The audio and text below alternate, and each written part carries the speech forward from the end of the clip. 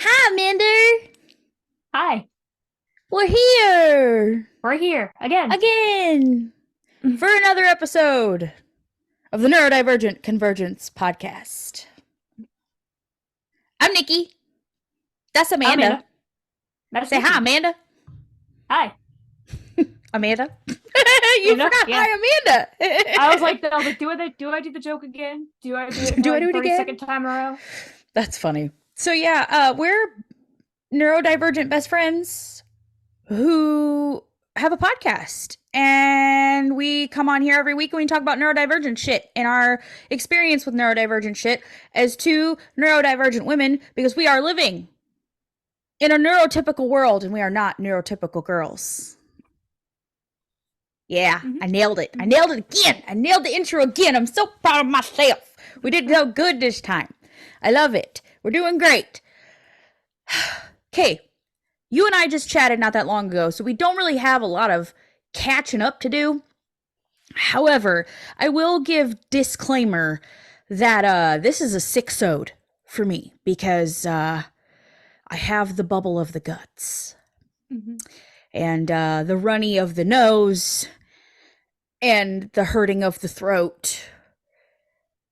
And I don't know how long my stomach will allow me to record. So we are going to do this in the quickest fashion that we possibly can, being who we are. Because we also don't want to edit, so we're just gonna. Yeah, we don't want to edit. So if you see me pause, like if you're watching, you see me hit this and my light goes off, it's probably because I had to burp or we're all human. I probably had to fart and didn't want anyone to hear it. So that's what's happening here because I'm a human and I get sick and that happens because we all poop. Everybody poops. Everybody poops. Anyway, we don't have a lot of catching up to do because her and I just chatted, in like the real world, her and I just chatted a little while Like ago, like 3 days ago. like 3 days ago.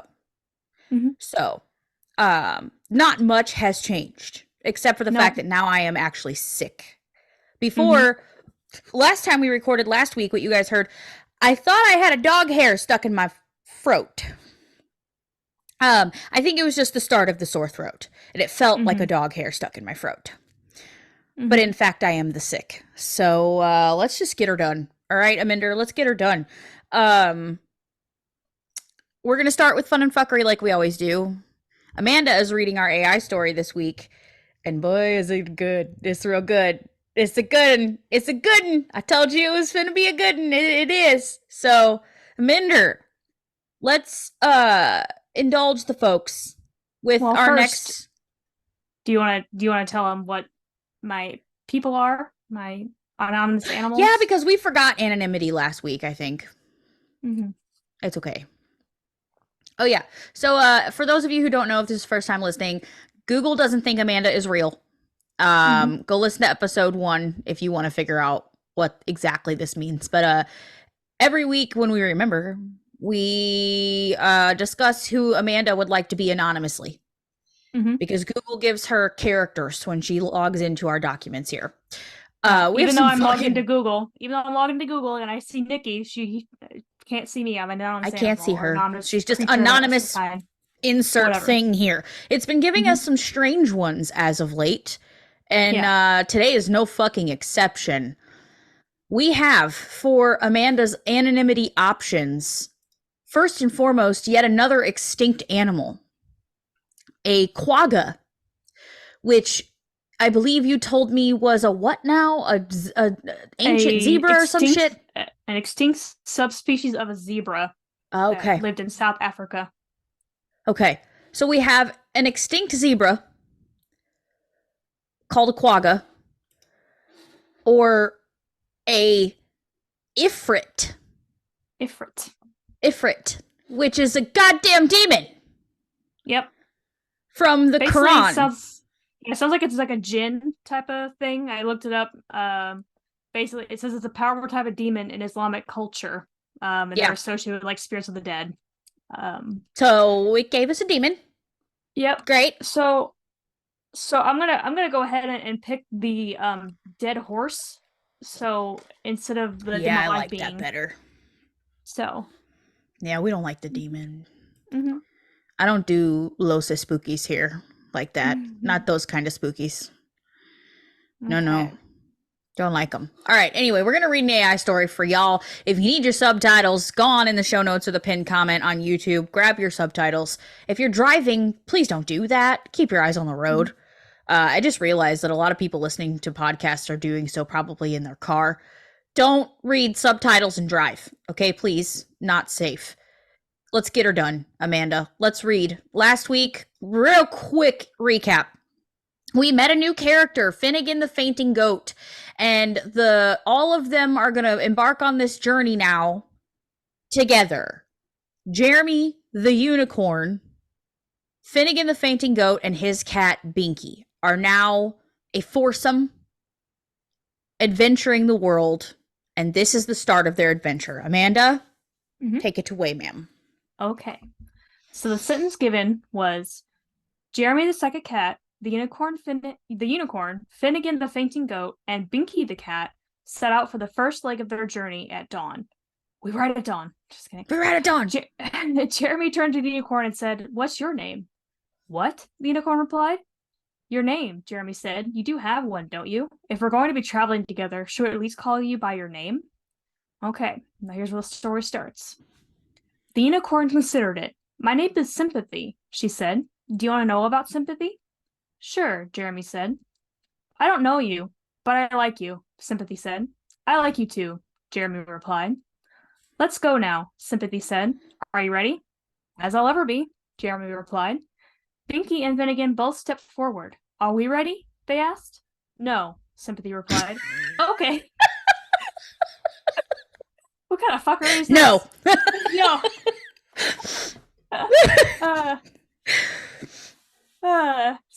Okay. No, Sympathy replied. "Okay," Jeremy said. "Let's go." Jeremy doesn't give a fuck. Nope. If you're ready or not. Jeremy, Finnegan, Binky, and Sympathy started off down the river. All of a sudden, Sympathy started to feel fear. The river was shallow, and the trees that surrounded it did not look very sturdy. "I'm scared," she said. "Me too," Binky replied.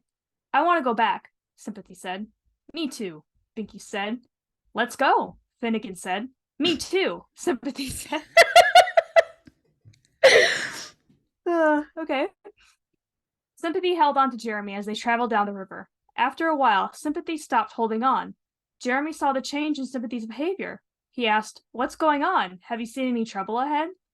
"No," Sympathy replied, "but I do have to use the bathroom." Okay, I'm going to pause you right here. I'm going to pause you right here because it's about to get, we're about to go sideways like you've never seen. And I'm going to be laughing a lot. So I'm just preparing you to also laugh. But I am going to mention one thing. I have my shit turned up real high and you do sound a little far away from your mic. Can you get it a little closer to you? It's not super bad, but just like a little closer would be great. As I want the people to hear this clearly because this is about to go sideways as hell. Is that better? Oh, much. Yes. Good job. Go for it. Okay. No, Sympathy replied, "but I do have to use the bathroom." "I'll wait for you here," Jeremy said. Like, aren't they in a river? Couldn't she just go on the river like everybody does? But she's holding on to him, so at least she said, "Hey, I have to go to the bathroom," and didn't just piss while she's holding on to him. "It's okay," Sympathy said. "You don't have to. I'll be back soon." Sympathy ran up the bank and walked toward a tree. She took a sharp left and walked behind the tree. Can't. Sorry. I can't. Sorry. Okay, I'm gonna compose myself. Okay, I'm a child because I read the sentence. I have to. Oh, okay. Okay. Oh my god, I'm a child. I can't even read it. I'm sorry. Okay, I'm gonna have to mute myself so you can read it. I'm gonna have to mute myself. No, it's funny when you can hear yourself laugh. Okay. She let out a loud fart, which caused Finnegan to leap up, scream, and then fall over. Sympathy. Oh. It gets so much worse. Okay. I'm crying. He fainted. Sympathy jumped back, and the fart disappeared. Was that you? Jeremy asked. Uh-huh, Sympathy replied. Now I need to go. Did she shart herself? Like, what the hell? It gets better. Okay. Oh, okay. Ooh. Fine. Okay. Uh-huh, Sympathy replied. Now I need to go again. Go back, Jeremy said. Please, I've got my eye on you. I'll be back, Sympathy said. Sympathy walked up to a second tree and leaned against it. A loud fart escaped from her. I can't even read it. Oh, fuck. Okay.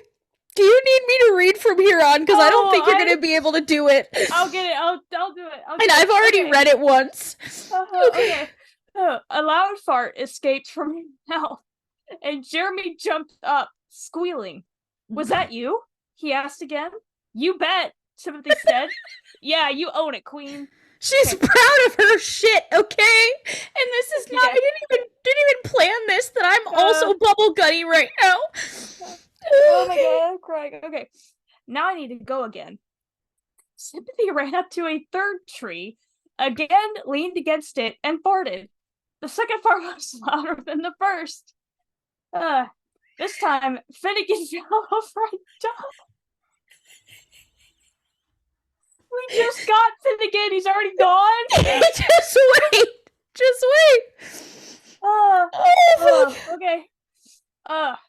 Sympathy ran to the bank and quickly took a potty break.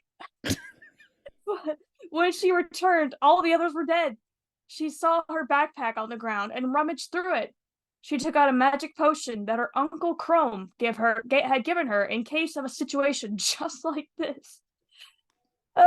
She gave everyone a dose of the potion as they slowly regained consciousness. Jeremy had difficulty breathing and was struggling to stay conscious. Binky and Finnegan felt much better, but Binky kept gagging and spitting out green phlegm that always appeared when he tried to talk.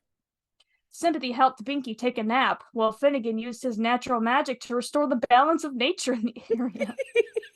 After she done fucked her up with her asshole. Now we're gonna take another left turn. Okay. Another left turn. Binky and Finnegan woke up and walked back toward the river, where Sympathy stood with her backpack and sword. They stood there in silence. Thank you for rescuing us, Binky said.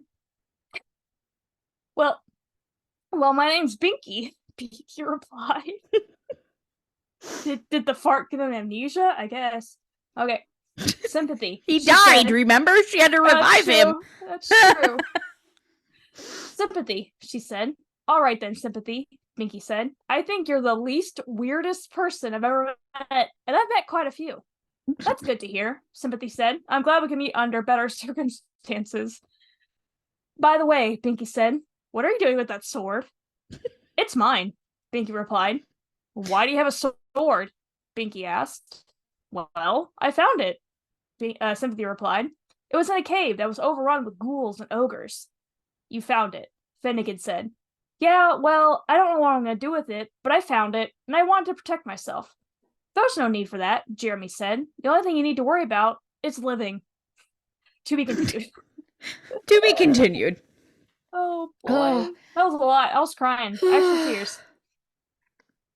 Oh, God. Oh, okay. I can't.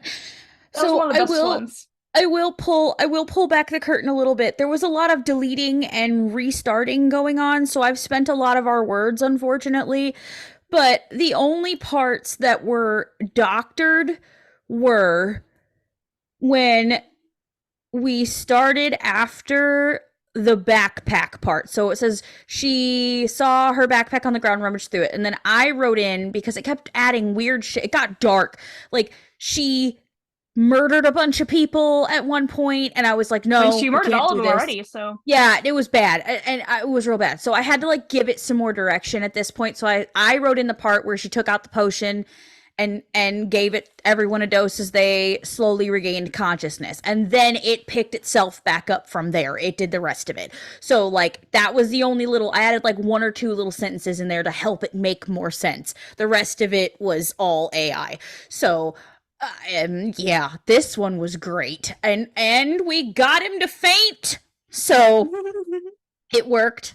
It's amazing. It's amazing. So apparently, magic doesn't make him faint, but farts do.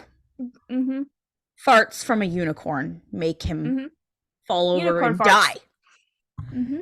Apparently, and we now know the unicorn's name is Sympathy.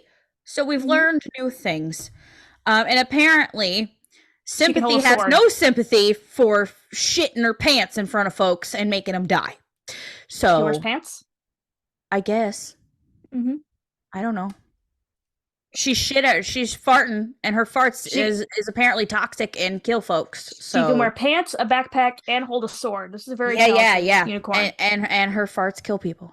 So and her Uncle Crom knew that, so he gave her de-killing potions. He knew this would happen. He knew this would happen. He knew this would happen. He knew that her ass was toxic, so they needed them potions, you know, for that toxic ass of hers. Okay. Now it's time for a phoned-in Madlib, so we'll see if the Madlib makes any sense, because I phoned this motherfucker in. Because we were trying to hurry up and get this done so that I could maybe not shit all over myself in the process of recording this. So let's get her done, ma'am. I mean, I always rub my nose, but I'm going to rub my nose more. My nose is also running because it went from 35 degrees one day, like the high of 35 degrees, to a high of 55 degrees overnight, and it's going so I'm just, it definitely warmed back up a little bit here too, but not that much. So it's weird. We don't live far enough away from each other for it to be that drastic of a temperature difference, but it really is that drastic of a temperature difference between where I live and where she lives. So anyway, Madlib, what do you need from me, ma'am? I need a noun. I chose Ifrit. Okay. Because it was there in my brain. Yeah. Plural noun. I chose Quaggas, the extinct horse thing. Dead horses. The zebra. Zebra. As our friends in the UK call them. Verb. Attack. Adverb. Immensely. Adjective. Janky. Janky. She a janky bitch. Mm-hmm. Verb. Embark.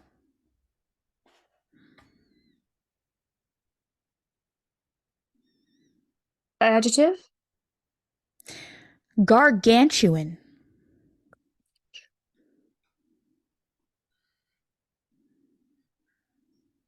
Number. 6. 6. Verb ending in ing. Jumping. Going back to the basics. Plural noun. Fornicators.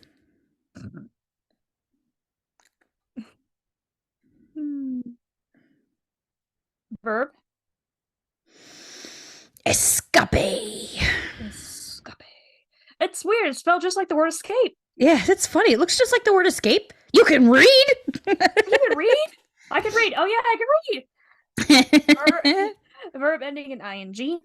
Bonus points if you can comment on this week's episode of like when I share the episode on Facebook. Bonus points if you can tell us what movie that little interaction was from. I just want to know how many people know their Disney movies. There's your quote. There's your hint. Okay. What did you say? Verb ending in ing? Yep. Farting, because I have to. Mm-hmm. Not that I have to fart. I have to use it because it was in the story so much. Adjective. Chaotic, which is this entire episode. It's fucking chaotic today. It's fine. Plural noun. Intestines. Noun. River.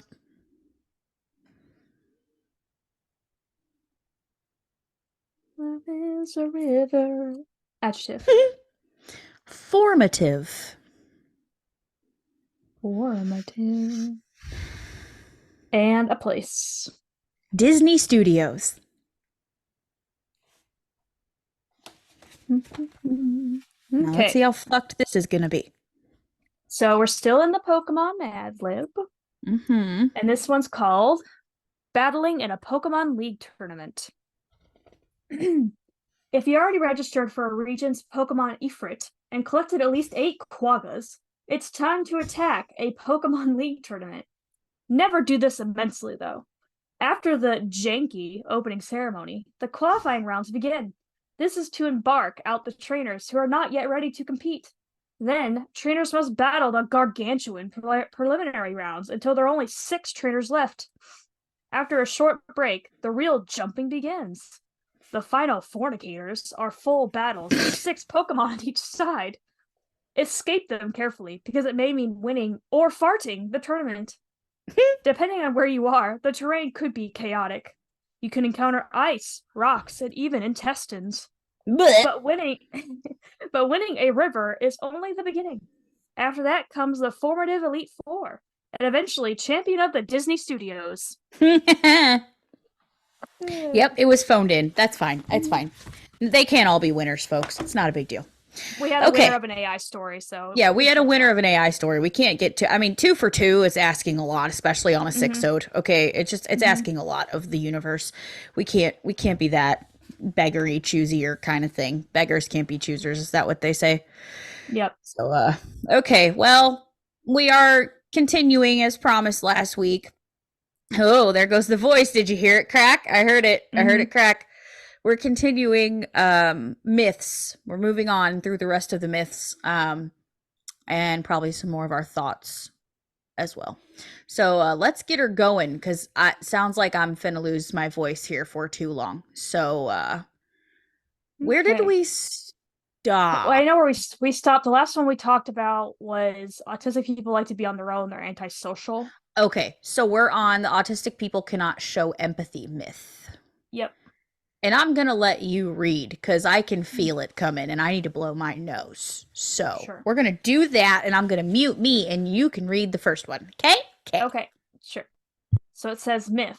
Autistic people cannot show empathy. Not true. Many autistic people feel extreme empathy for others, but may respond in a way that non-autistic people would not. For example, by sharing a similar experience of their own to indicate solidarity, by offering practical help, or by freezing and doing nothing because they're unsure how to respond in a way that's wanted or required in the situation.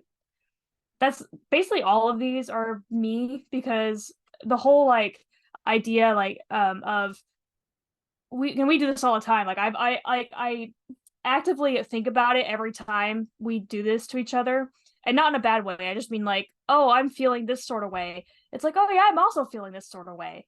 Like you were saying, like, oh yeah, my throat's starting to feel hurt. I'm like, yeah, I'm also starting to feel something or whatever. I forgot what I said, but it's just that's how I do it like all the time. But we don't see it as like one-upping each other like some people see it as. No. It's not like it's like, well, I went to work. It's like I only slept 4 hours today. Well, I slept 2 hours, so that's not how we do it. And the other thing of like I feel empathy really hard, but it's hard for me to like voice it to people. So it seems like it's like the whole sympathy versus empathy thing. Basically, it's like I can give you a hug and like say like they're there all day, but to me it almost feels forced and like I'm acting, even though I don't feel that way. Like I feel like I feel like I look and I'm acting fake. Yeah. When it's like, no, I really feel for you. Like I really feel bad, but it makes it's just, like I said, it's just a very awkward situation. What about you? What's like your probably go-to? Yeah, I have a real world example for this, actually a recent one, but I do feel extreme empathy as well, and it is difficult for me to show that extreme empathy that I feel, because sometimes I feel like if I'm feeling it in the level in which it's presenting in my body, that it's like I'm doing it too much out. I don't want to do it as much outwardly as I am doing it inwardly, if that makes any sense. Like, I Mm-hmm. feel like it would almost seem to that person like I'm like it's overkill, or like I am trying to steal the show in some way. And a lot of times that relating factor too, where I'm like, oh my god, yeah, I understand, because this happened to me, so I get it. It is a form of connection. It's a way that I try to connect with people, but it oftentimes is seen as like trying to steal the show, or one up the person, or one up the And situation. the other Or one I feel like you do a lot is the whole offering practical help, like yes, offering solutions. So I think we yeah, both do it, but I think especially like you do it like basically someone has an issue. It's like you. I think one of your go-tos is like, well, have you tried doing this? Like, have right. you? And So. not because like I had to learn that, especially in my relationship with my husband. It's like sometimes he's not telling me things because he's looking for me to fix that thing. It's almost like like they say men try to fix everything in the relationship and women just Mm-hmm. want to express themselves. It's like our roles are almost reversed in that regard, because he is much more emotionally expressive than I am, and is quite emotionally intelligent, as to where I am emotionally intelligent. It's just takes me longer to recognize those emotions and be able to verbalize those emotions, is where that's quite easy for him. So sometimes he just wants to talk about it and get it off his chest, and I'm sitting here trying to fix it. It. So I've asked Mhm. him, like, to tell me when he doesn't need my help, he's just wanting to talk, so that Mhm. I can put that forward in my brain and not actively be listening to solve his problem, and just be listening to let him talk. So, but the whole like freezing thing, I did want to touch on that, because that affects me largely more than I realize, but not in like quantity of times that it's going to happen to me, but like when it matters most, which I think is almost worse. Recently, one of my very good friends, her mother passed away, and her father is also terminally ill, and her mother's death was sudden and unexpected. So, and it just happened, and I found out from a coworker who said that she saw it on Facebook, and I had no clue, because I'm not ever on my personal Facebook, and it had been several days since it happened. She was not expecting it. I didn't want to overwhelm this person by calling her. So I sent her a text, and I tried to be as concise as possible, but I feel like when it comes to death and dying, I absolutely suck at consoling people or showing my condolences to people. It feels very robotic to me. Like the And whole I'm sorry for your loss. It's like when people post something on yeah, Facebook and like 57 of the comment, like 57 out of like 59 comments are like, "Oh, I'm sorry to hear that," or because I I'm don't know sorry for what that else loss." to It's just since say though, because like my no, default is to I'm be just saying like, it's like saying it as well. It just seems like yeah, that's like the canned answer. It's like I don't want to give a right. It and makes it the seem whole insincere, like I don't give a fuck. And it's like, no, I'm literally breaking inside for you right now. Like I can't sympathize because it's never happened to me, but I can empathize greatly with you. And I want to fall apart and cry for you right now, but I can't do that. And I don't want to call you being hysterical, because you should be hysterical in this moment. I can't. Do you know what I mean? Like, there's just no fucking right way to handle that situation. So, for me anyway, so I just sent the text and I was like, I love you. I can't even imagine what you're going through right now. I am so, so sorry. I'm here if you need literally anything. And I love you. Right. And that's what I said to her. And I feel like that could also be misconstrued as not giving a fuck, because I sent her a text. But like, in my brain, I'm trying to think of the least invasive and least And trying to like overwhelm her either. intrusive and least overwhelming thing possible, which is to like let you know that I love you and I'm thinking of you and I'm so beyond sorry that doesn't even fucking cut it right now for you. Like, but I don't want to call and overwhelm you. So this is the way that I'm trying to show you that I give a fuck about what you're going through right now and I'm very sorry. So like I don't I don't do well in those situations because I never know what that person really needs or is looking for. But I also don't want to be a burden to them in a situation where they're already fucking exhausted. And I'm sure everybody's asked them a million questions and family things and everything going on. Like, I didn't want to be one more person to call her and ask her a million questions about what happened and how she's feeling and what's going on. So I just did the least personable thing, which was send a text. I don't know if it was right or wrong, but I always double like think about those things. It's like on one hand, it was the least overwhelming thing I could do, and on the other hand, she could have seen it as this was the fucking worst thing I could have done. So it's I feel like I can't win in those situations. So It's I absolutely fucking like relate to this more than anything, I think. mm-hmm.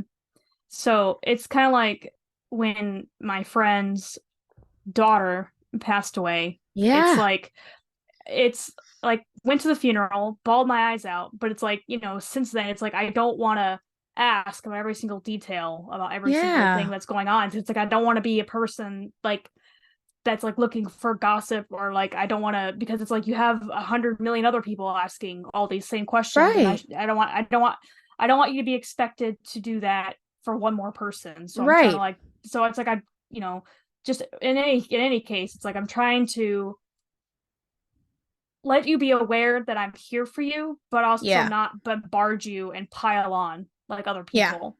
Yeah. And to kind of bring it back, because I wanted to mention this when we were talking about wanting to vent versus wanting solutions, it just reminded me of the the episode in Parks and Rec where Chris and Anne, like Anne was getting Yeah. mad because Chris always wanted to give her a solution, Yeah, we and mentioned this and then before in another yeah, episode. Yeah. and then like other people are like, you just gotta tell her, that sucks. And then when Yeah. she's venting, if she's just venting, just gotta tell her that sucks. And he goes, and like I said, it's the whole are you looking for a solution, or are you looking to vent? So Yeah. sometimes you gotta be more open with people. Like if you're like, I love when people vent to me. It's like, yes, complain more. I love it. Yes. Bring it to me. Yes, I will. I will help you vent. But I'm also like a good problem solver. So, but Yeah, I think same. I'm getting better. I'm getting better at like telling people, like, or not telling. I'm getting better at being able to tell when Yeah. people are just wanting to bitch, basically, Right. versus wanting a solution. Um, so I think on that note, let's see. Sorry for like the hard turn, but You're okay. so the next one, myth: autism can be cured. False: autism is not an illness. Being autistic is part of it's part of who a person is, like their eye color, and not something that can be changed or grown out of.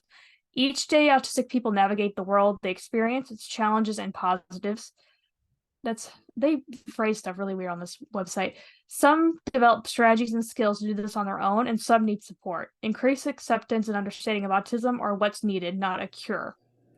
Which, yeah, uh, it's like trying to quote unquote like cure depression. Like you can treat it, but you can't cure it. Right. So I think it's pretty self-explanatory. Um, let's Yeah, see. I actually have a lot to say about this, unfortunately. Yeah. I mean, if you want to, um go ahead. Only because I have I don't know.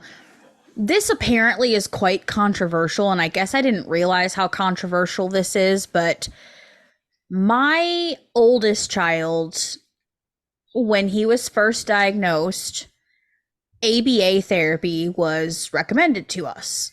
And I didn't know any different. It was told to me that this is something that will help him to cope with his sensory issues and learn strategies in which to, better work through his life as an autistic person and be able to, function a little bit better in the world around him. So of course we were like, yeah, I will, absolutely, right? Like he needs skills and we need help. He has a lot of sensory issues and we want to work on him. So of course we're going to do this. So he went to ABA therapy for 3 or 4 years. And I only recently figured out that this apparently is a big controversial thing because I guess ABA therapy, which is applied behavioral analysis, by the way, if you don't know what ABA stands for, it's applied behavioral analysis. Apparently, there is a lot of ABA therapy situations out there that are basically trying to turn autistic people into people that don't seem autistic anymore. And they're trying to get them to behave in a way that is not like autistic. They be neurotypical. Yeah, basically. Right, behave like a neurotypical person. And if I think back objectively now on the experience, I can see how people would come to that conclusion based on some of the things that were said to me during these therapies. But I do feel like overall our experience was positive. So Sorry, is there a lot of noise behind you? Yeah, hang on.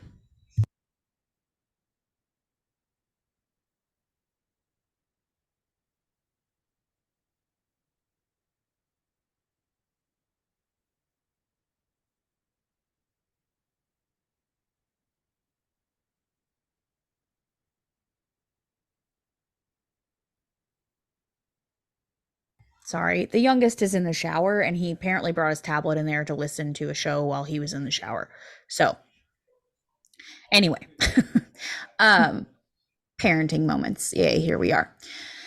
Anyway, our experience overall was pretty positive, but I think if I spent time really thinking about some of the things and some of the things that come to me initially are like when we were kind of, they said that we're like moving out of the need for the therapy, right? Like he's doing better. He doesn't need to be here anymore. Okay. And I thought that was kind of weird because he's always going to be autistic. So if this therapy is beneficial for him now, why would it ever stop being beneficial for him? Right? Like, what did you do that he doesn't need it anymore? Right? Like, what does that mean? And the more I thought about it, I thought back to this one particular statement that was made at like our last meeting. And the person said to me, at this point in time, if we were to retest him for autism, he wouldn't even be considered autistic. And at the time, I was happy about that because it was presented to me as if like he's doing so well that we wouldn't even know at this point that he's autistic, which in my brain was like, oh my gosh, he's got all these coping skills now and he can better work through the world. And like, it didn't even cross my mind that like they were trying to make him behave a certain way, like applied behavioral analysis, like basically giving him like acting classes. Like yeah. And I was like, but as a parent in the moment, you're not like, it didn't register in my brain that like this is what was going on here. And so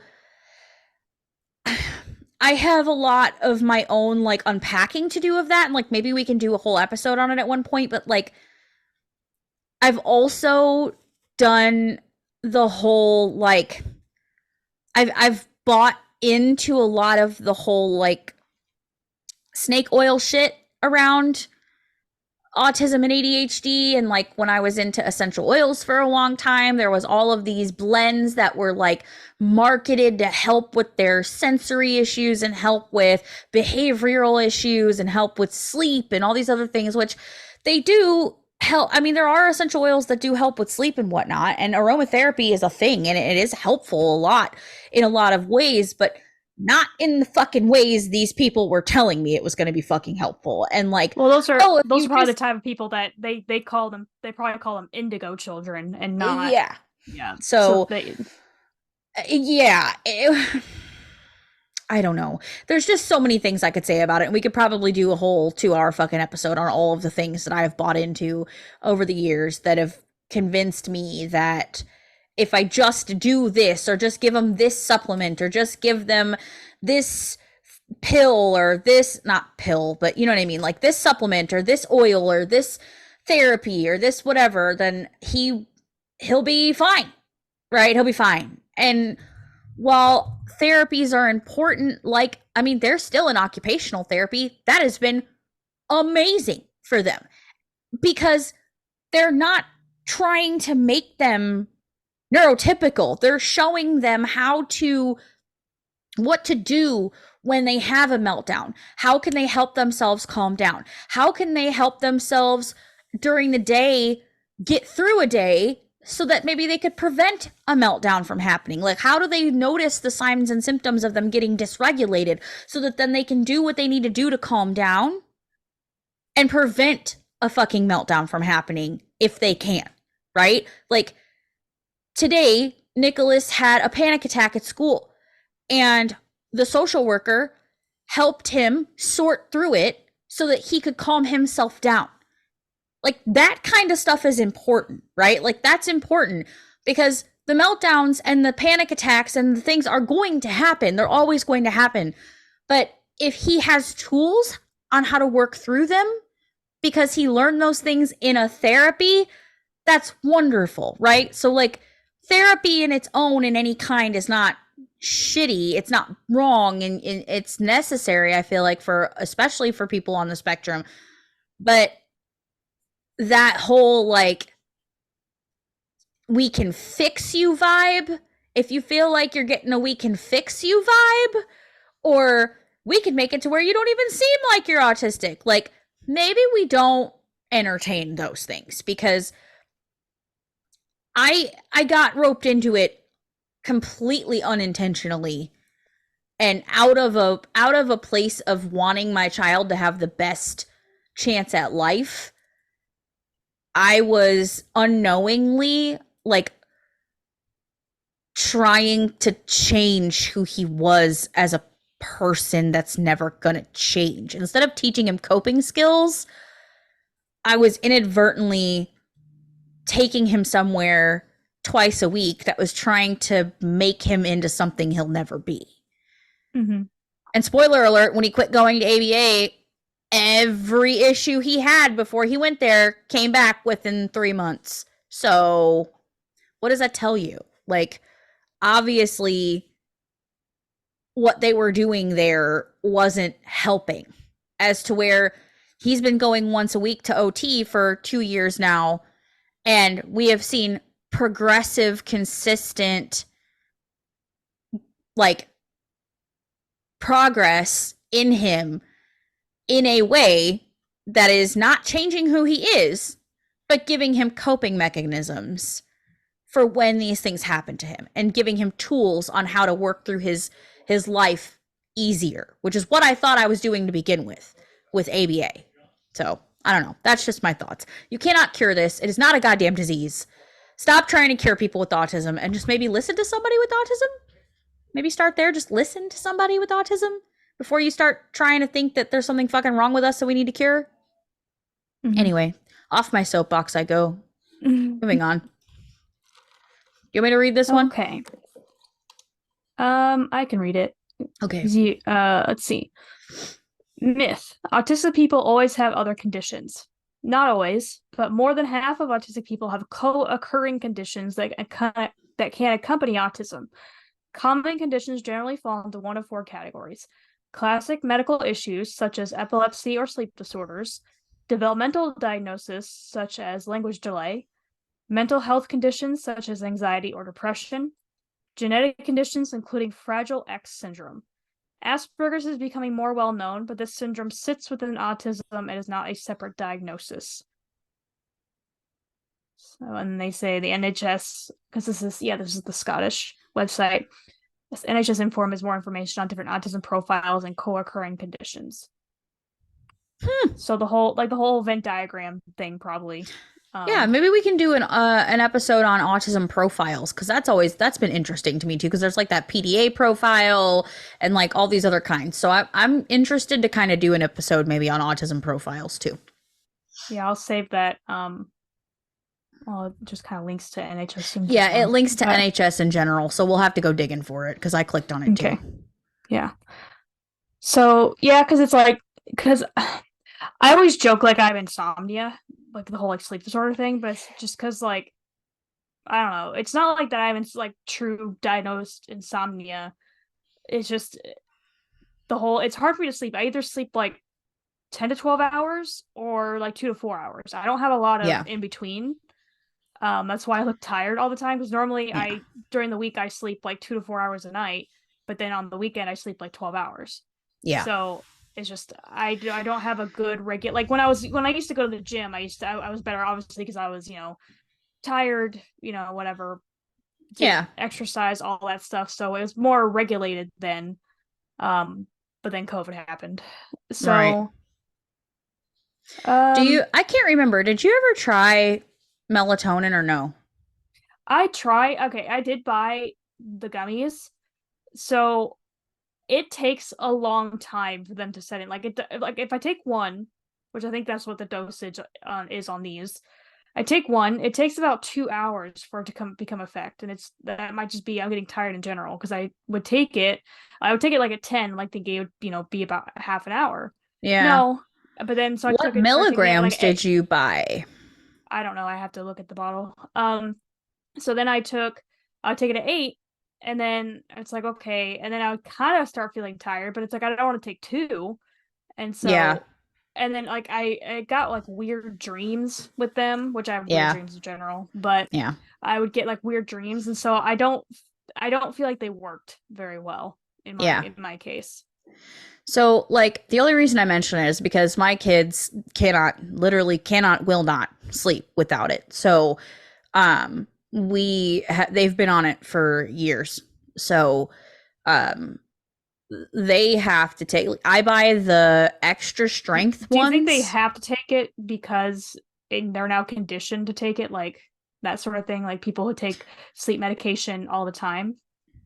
I mean, I don't know, maybe. But it's not really like their doctors always said, like, it's not something they can really get. It's not like it's not like your brain's going to eventually stop making it the more you take it, if that makes any sense. Because, like, they can fall asleep when they're tired during the day. It's just their little brains. This was the point I was going to try to make with this. There was some study somewhere, I need to find it, where, like, ADHD and neurodivergent brains, like, our circadian rhythms are also different. So, like, our brains are more active generally, like, in the later hours as opposed to earlier hours. So, like, how you said that, like, if you had a job where you could start working at like noon, that you'd be like super happy about that. And that's like a thing. There's like a whole study on it where it's like our circadian rhythms are honestly just different. Like, our brains are like best active between like 10 a.m. and like, I think it was like 11 p.m. or something like that, or 8 p.m. or something is like our most active times, from 10 to 11 or 10 to 8 or 10 to 11 or something like that. I need to find the study. But anyway, our circadian rhythms are different. So it's like you have to work against your own biology in that way. So, like, their little brains want to be awake. Like, they're just wired to be awake at that time. But the world around us doesn't set up for that, right? Like, they have to be at school really early. So they literally won't go to bed. Like, they literally won't. So I have to give them the melatonin every night to get them to go to sleep. And I'd rather give them melatonin than have him be on like clonidine or something, like a lot of kids have to be to go to sleep. Like, that's no shade to whatever person needs to be on that kind of medication or any other kind of sleep medication to go to sleep. No shade whatsoever. But I would prefer as a parent to give my kid melatonin, and if it works, right, then have them on another medication or another stronger medication to sleep. Yeah, because So, it's like as and I've mentioned before, like for me, medication just takes a lot more to affect yeah. me. Yeah. So Well, that's what I was the thinking whole with the melatonin, because like my kids take a 5 milligram gummy every night. So like I buy, because you can buy them two different ways. You can buy one that says 5 milligram on it, right? But that is not 5 milligrams per gummy. It's 5 milligrams for every two. So they're 2.5 gummies, and you take two of them to get to your 5 milligrams. yeah, So I if think you mine buy are the 10. extra strength, it'll say 10 milligrams on it because the dose is two. So if you take one, that's 5 milligrams. That's what my kids take. I have to take 10 if I take it. I don't have a problem sleeping because I'm on so much fucking allergy medication that I'm out, right? So I don't have that issue. But the kids can't deal. So they take a 5 milligram every night to go to bed. And I give it to them about 7:30, 8 o'clock, and they're usually knocked out by 9:30. So it does take about an hour and a half, 2 hours. So for you, it's either take it like 3 hours ahead of time at 5 milligrams or take 10. I do. I think mine are 10. Thing is that like it doesn't really make me tired. It just makes me have like brain fog. Yeah. Like, and And a it lot might of not times, work for you. I mean, there are some people that take like 15 or 20 milligrams of that shit to go to sleep. So, like, but you're like incredibly fucking difficult to medicate. So, it may not work for you. And it doesn't work for everybody. It's just like anything else. But, like, my kids literally could not sleep without it. They would they would eventually. But see, that's the tricky part. Like, yes, they're eventually going to fucking fall asleep. But they have to wake up at 6:30 every morning. So I can't have them passing out at fucking midnight and waking up at 6:30 and then going to school all fucking day and then doing it all over again. Do you know what I mean? So yeah, like anyway. what I was trying to say is that like it's hard for me to fall asleep because it's like my brain won't shut down. So I can Yes. be immensely tired. It's just my brain just will not stop. And I talked about this before, like how I get like a second wind. Like if I'm not asleep by like 9 p.m., by like 10, I'm good for another like 5 hours. That's my And kids. that's how my mom is too. Like Yeah. I joke that my mom made me a night person because like once a week she would take me to the office, like when I was like in kindergarten or something. She'd take me to the office like Friday nights, and to the office that she worked at the time, set me up a little TV with the little show my age here. So a little TV with a little VCR built in to the TV, to the 10-inch, 13-inch TV. And I would just watch movies, and then basically we would know it was time to go home when we started hearing the birds outside. Yeah. So my mom made me a night person starting at 5 fucking years old. And so Yeah. I joke about that. So like when I go visit my mom, we stay up till like 3 a.m. because that's Yeah. just how we are. And like I've said before, we would if we were in the hunter gathering time, we would be the night watch. We would be Yes, the third shift of the night watch. for sure. But Mm-hmm. that's what I mean. Like my kids are the same. So like their second wind hits them about, especially Noah, about 9:30, right?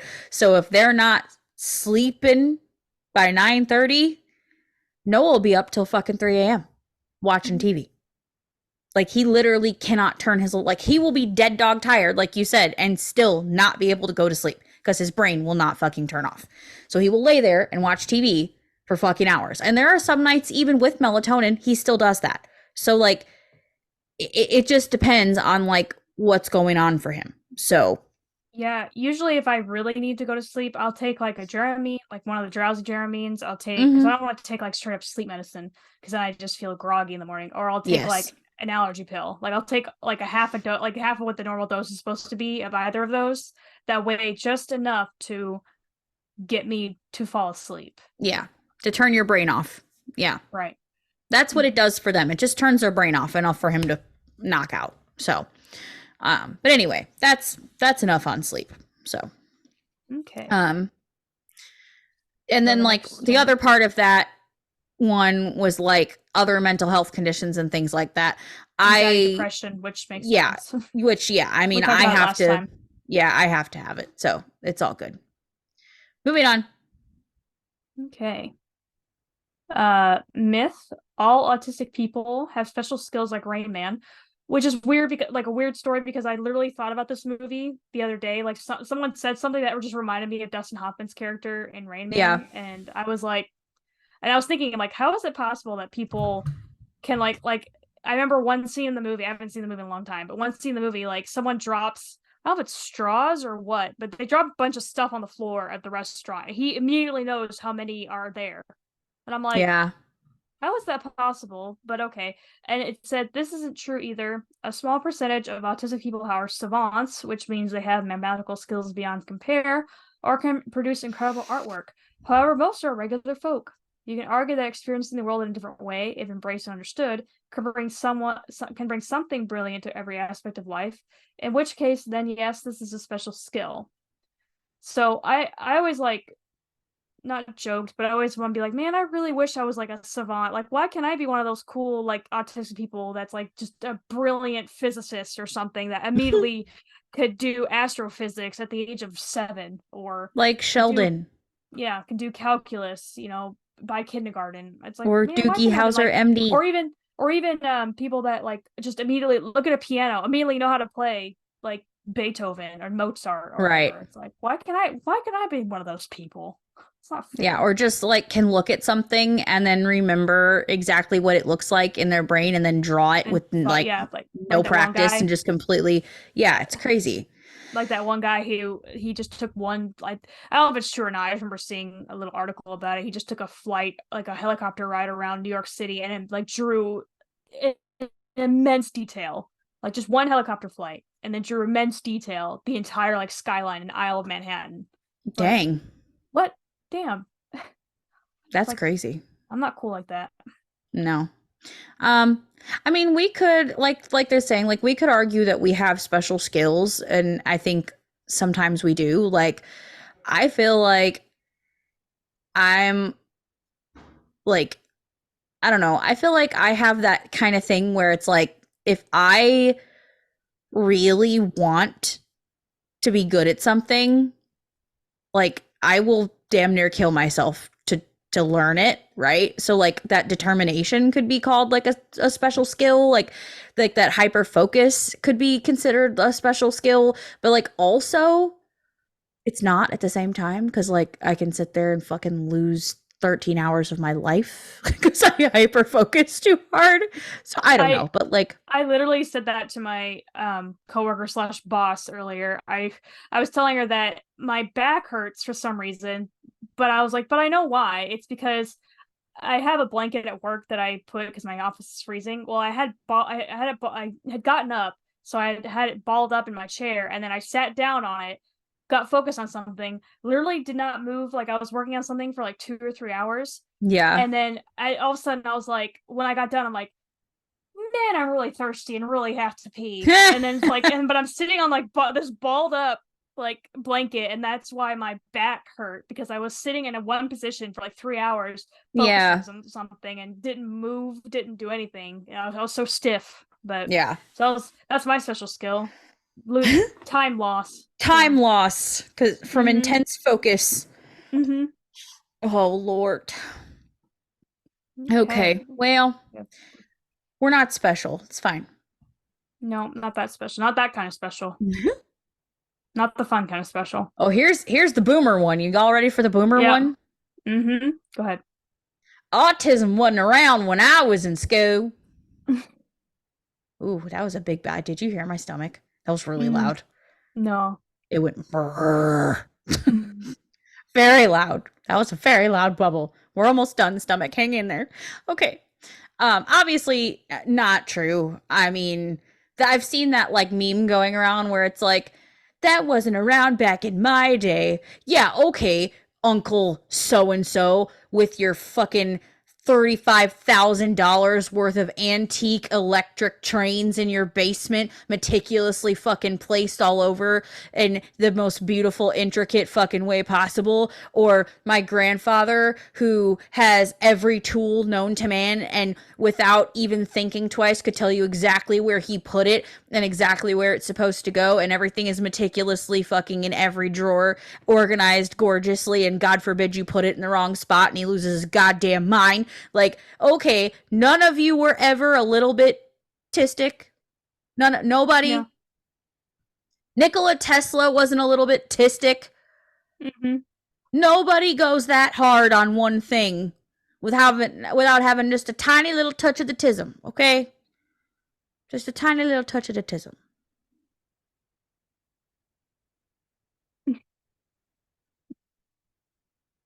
Awkward pause. It's basically it's like we never had all this. It's like, no, it's like the whole we did, like they just were there, this like this whole gay people thing is a phase. It's like, no, they were just pretty good at hiding it. Yeah, Like they just didn't want to die. and especially like, okay, like in the 18, like not talking about like gay people anymore, but like in the 1800s, like just if an autistic person had a meltdown, well, I guess they need an exorcism, don't they, or put them in an asylum. Yeah, Like, it was demons. It was ifrits. Mm-hmm. Full circle. We've come full Yep. circle.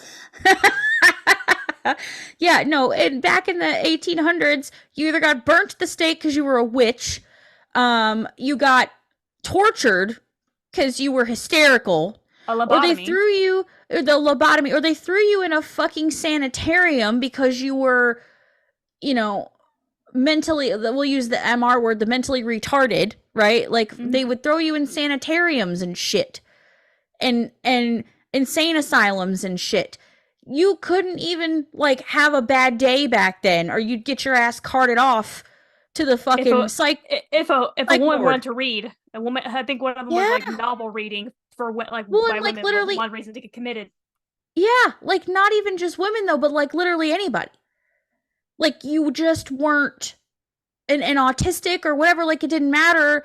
You even sort of didn't cooperate with society, and you were either possessed or you were carted off. And it's like, that's, and then even after, like, even in more recent times, people weren't looking for that really, and you were just the weird guy, or you were just the crazy lady, or the one that, or the particular lady, or whatever, right? Like, they just come up with some other thing to call you, and you were just either shunned by society, or people just sort of dealt with you however they felt like dealing with you. So it's like, it wasn't really looked for, and it wasn't really defined. But I promise you, there's been plenty of autism throughout all of human existence. So, moving on. Yes. Myth: all autistic people are the same. False: no two autistic individuals share the exact same characteristics, just like no two non-autistic individuals are the exact same. It's like autistic people are not all savants and are not machines devoid of emotions.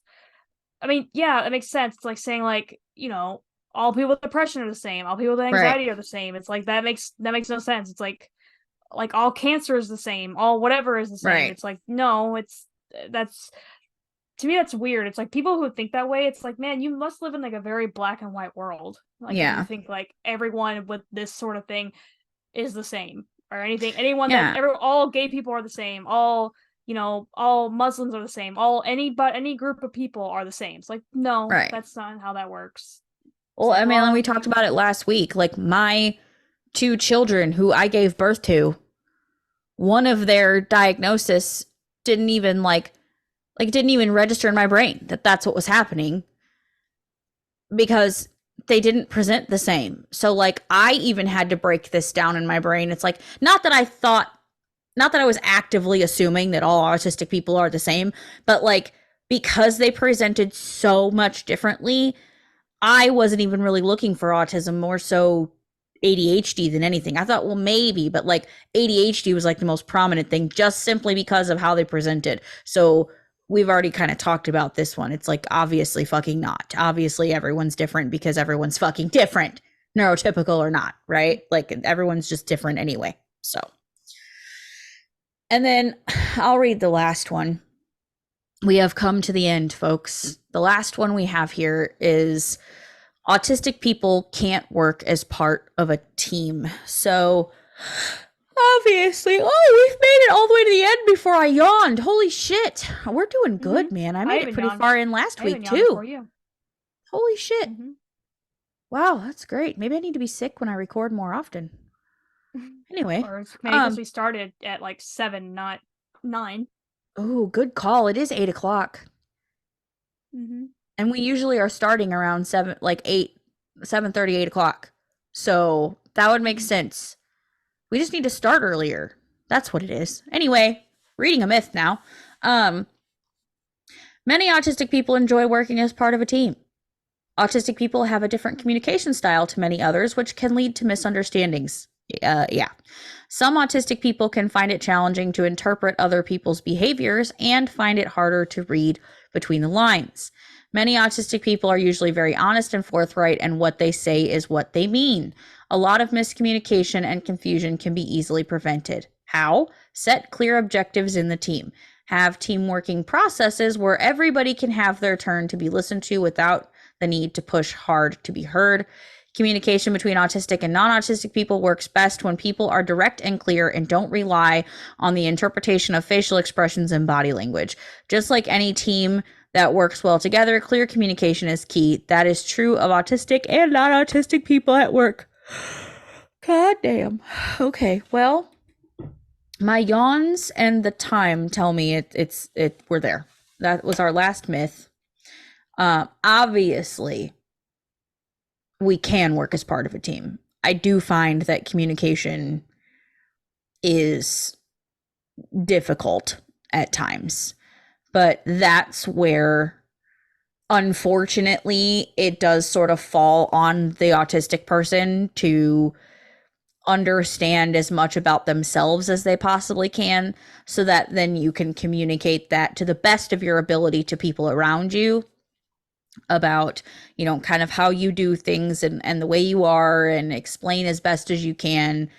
Like, when I'm talking, I might not look at you, or I might not whatever, but just please understand that I am listening, or whatever you got to do, right? Just being clear with how you operate, I hit my mic, will generally, in my experience, for the people who want to understand you and want to listen, it will improve your relationship greatly. If you can understand as much as possible about how you operate and who you are as a person, just in general, period, but especially about how your autism can affect your communication, if you can explain that to someone who's willing to listen, generally that will improve your communication, and they will take that to heart, and they will do their best to understand you as much as possible, and at the minimum, at least ask you for clarification. That's the best you can hope for. Amanda, thoughts? Yeah, it's like, I prefer to do a lot of stuff alone, just depending on what it is, but I can't work as part of a team. My thing, though, We're at a least team. in school, yeah, at least my thing in school, like back in the day, doing group projects, like I ended up doing most of the work in terms of like group projects, not necessarily because like I wanted to, or because people didn't want to do it. It was more of the fact, it's like, I was talking to this with my same boss / coworker. It's hard for me, not necessarily not like to depend on people, because I feel like I can, but it's also like, if I don't do it, I feel like it won't get done, sort of thing. It's hard to explain, because it's like, I hate when people have to wait for me. Like, I hate feeling like I'm holding people up. Same. So when other people aren't on the same timeline as me, like when they're not as bothered to get stuff done or anything, that really, I'm just like, are you done? Do you have your part yet? I'm like, I hate having to wait for people, because I hate the feeling of people having to wait for me. Yeah. And so having to rely on other people to get their part of something done gives me anxiety, because it's like, and then I'll be like, I'll just let me do it. I'll just do it. I don't want to rely on you to do it. It's like Yeah. I'll just take over. So it's not necessarily like I can't work as part of a team. It's just hard when if like me and the person don't gel well enough to where, like you said, like the whole communication thing. So trying to tell someone in a tactful way, like, I need you to hurry the fuck up.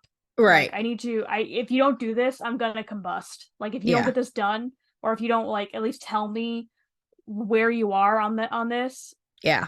I'm gonna go insane.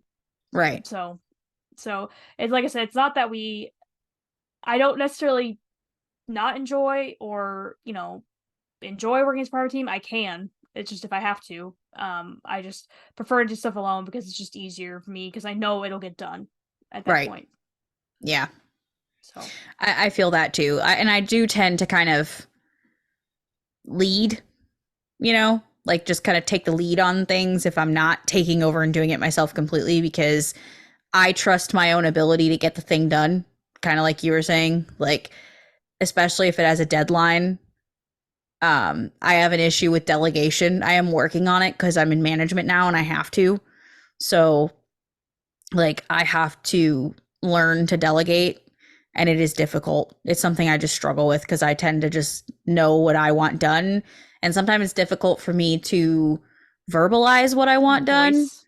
Yeah. Mm-hmm. And so it's like, I know what I want done. And if I have to tell you what I want done, it's not going to sound like it sounds in my head. And then I might say it out loud and change my mind. And I need time to kind of figure out how I want to do things. And if I have to give someone direction immediately, it's like I might change my mind and then I look like I don't know what I'm talking about or don't know what I'm doing. And then that leads to confusion, which is understandable. But I don't know. That's just where I struggle. So it's things I'm learning about myself after becoming a Yeah. manager, you know? Yeah. And one of the things on here, it's like the whole like autistic people are bad at reading body language thing, like this whole line about some autistic people, I know it says some, but like some autistic people can find it challenging to interpret other people's behaviors and find it hard to read between the lines. And I've talked about this before. It's like, no, I can read between the lines. I'm good at reading body language. I just don't always know, like, my brain, like, where was I the other day? I was like an older guy that I was talking to. Where was I? I was when I was at the airport. I was asking a guy that, like, I was asking where like the rental car counter was. And he just goes, "Oh, we don't have that anymore." And I knew he was joking, but it was the whole like frozen thing. Like Mm-hmm. like how do I respond to that? And he probably assumed I thought he was serious and I knew he wasn't. But Yeah. like I didn't know how to like quip back at him Yeah. like in the joke. He's like, "Oh, I'm just kidding." And I'm thinking, "Yeah, I know. I just couldn't think fast enough." So the whole like, yeah, I didn't like, process your joke fast enough for yeah, me to have a comeback. yeah. And so it's kind of like the whole like real world example of like me and Scott. Like I can tell, very much tell when Scott is getting bored or basically Yeah. just wants me to leave. Yeah. I can tell, and I doubt he's listening to this, but I can very much tell when he wants people to get the fuck out of his house. Yeah. But it's like also it's like half of me it's like I need you to outright say Yeah. that you're done because but it's like I don't know how to. It's like my brain knows that okay, they said this evening's done. Everyone he wants everyone to go home, or so like the person I'm talking to is bored with the conversation, but it's like my mouth just keeps going, like Yeah. it doesn't listen. So Yeah. yeah, I can read between the lines. It's just the rest of me can't keep up.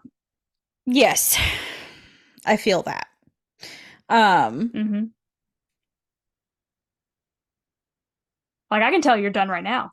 I had a thought and it left me. No, I had a thought and it left me. And my candle's Mm-hmm. distracting me because it's Mm-hmm. melting really cool and it's distracting me. So, yeah. I'm gonna stop looking at it now. Yeah.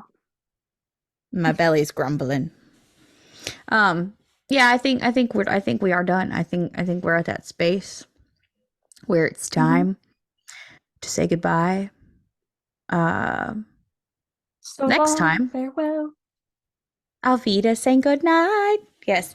Mm-hmm. I think it's time to be done. We don't know what next week is going to be. We'll figure it out. You'll know when we know. But I think that concludes our myth section. I'm sure there are many more myths. If any of you think of any. Yeah, this was just a collection of them. Yeah, it's just a little bit. Are there any myths that you guys have heard, or things that, misconceptions that you have, that have been presented to you, or things like that? You can tell us either by jumping in our Discord. We would love to have you there, and chatting about it there, or you can let us know on our Facebook page. You can pop by our Instagram, all of those, or even on X/Twitter. All of those things are just at the NDC podcast, at THENDC podcast. Everywhere socials are platformed. And smash that like button. Ring that bell icon so you never miss up an upload from us. Rate and review anywhere that you're listening that allows that. They are probably the most important thing that you can do to support us. Honestly, swear to God. That is the most important thing, especially on Apple Podcasts. If you're now listening there, since we're there now, we figured it out. We figured it out. Mm-hmm. We figured it out now. Fucking 32 episodes in. Anyway, please, for the love of fuck, if you listen on Apple Podcasts, leave us a rating and a review. That is what tells Apple to push our show out to everybody who listens to shit like this, because the goal is to grow the show, right? And we can't do that if we don't have folks talking about the show and sharing the show and rating the show and reviewing the show and all of those things. If you want to support us because you like us and don't want to spend money on us, that's fine. I wouldn't want to either, but you can, for free, support the show by rating and reviewing wherever you're listening. Also on YouTube, comments. Someone said this on a YouTube channel that I listened to and I really liked it, so I'm stealing it. Your comments are a sacrifice to the algorithm gods. So if you comment on YouTube, that helps push our shit out too. So support us for free by doing that. And if you do, we'll read it on the show. Mm-hmm. We shall read it. And thank you personally for your sacrifice to the algorithmic gods on all platforms, not just YouTube. Mm-hmm. Anyway, did I forget anything? Oh, our email. If you want to tell us we suck, or just say hi in a different way, long form, you may email us at the ndcpodcast@gmail.com. Yep. Yeah. Take care now. Bye-bye then. And that's the way the cookie crumbles. Bonus points if you know what that's from. Take care now. Bye-bye then. Bye-bye. Anyway, I love you. I love you. And we love you. Oh. We love you. Ready? We're going to do we need to do a thumbnail. Did you see the video? Mm-hmm. Did you see it? Did you see what I did to it? No. You need to go to YouTube and look at the video. Oh, with our faces? I did a thing. Mm-hmm. Ready? We're going to do a thumbnail for the people. Are you ready? 1, 2. Okay. Okay, we got it. Oh no, it should be 3. That's 4.